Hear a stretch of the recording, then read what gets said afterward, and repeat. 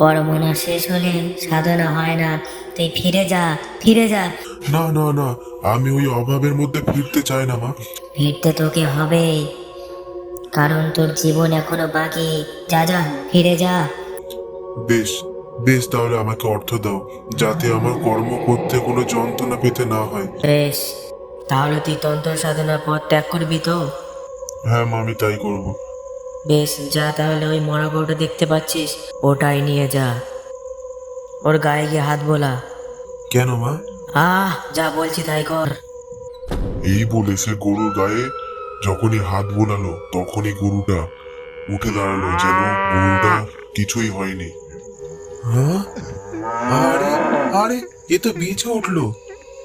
কিরে, ভয় পেলি নাকি? যা, গরুটাকে নিয়ে যা। এ তোকে সারা জীবন 200 লিটার করে দুধ দেবে, আর সেই দুধ বেচে অনায়াসে তোর সংসার চালাতে পারবি। কিন্তু কিন্তু আমাকে প্রতিদিন রাতে একটা মুরগি দিয়ে যেতে হবে, পারবি? হ্যাঁ, দেবো দেবো। বেশ, তবে মনে রাখিস, একদিন মিস হলে কিন্তু। ভুলবো না, ভুলবো না, মনে থাকবে মনে থাকবে।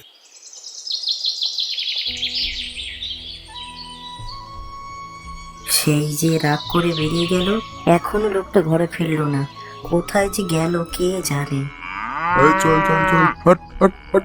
এই তো বলি, হ্যাঁ গো, সব সংসারে তো আমার একটু ঝগড়াঝাটি হয়, তা বলে কেউ রাগ করে সারা রাত ঘরের বাইরে থাকে? যাও, হাত পা ধুয়ে না দেখি।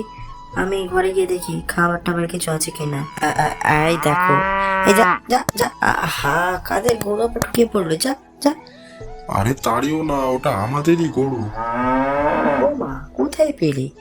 ডাকে এনে ময়া মায়া চঞ্চল মায়ের দান। তা এমন গরু ঘরে থাকলে গৃহস্থলে কোনো অমঙ্গল হবে না?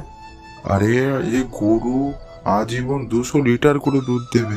হ্যাঁ, বলো কি? তাহলে তো আমাদের কোনো কষ্টই থাকবে না।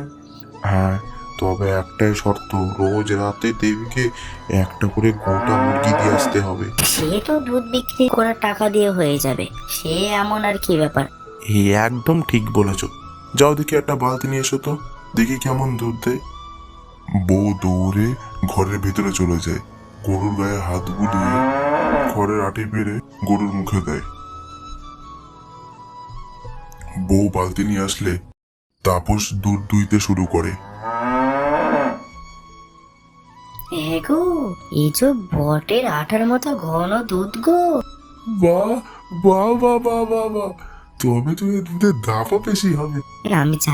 আমি চাই একটা দুধ মাপার জন্য একটা ঘটি নিয়ে আসি, চাই।